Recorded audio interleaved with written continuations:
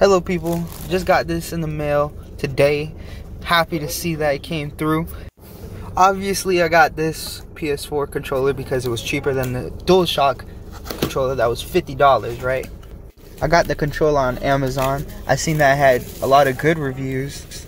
I had to get this controller because it was way cheaper than all the rest of the wireless controllers, and I don't like wired controllers. Ooh, you got the grip, man. Oh, I got the grip here too.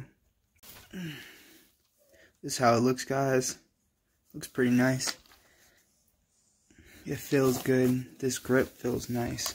And then it got a grip on this right here on the edge. On the Amazon website where it shows the pictures of this product, it doesn't have the X, square, triangle, or circle, any of that. But when I saw on the reviews on all those pictures, it did have it. So I took a chance and it does have it. Just so you know. Then it has a charger. It comes with a charger. Nice. I like that. And it also comes with this, which I saw on the reviews as well. And with something else. I don't know what that is. But yeah, this is the controller. Looks nice. Can't wait to use this controller. I'm gonna be playing 2K, Apex, reviewing it. And I'm gonna have a review video in the description below. Thank y'all for watching. I'll see you guys later.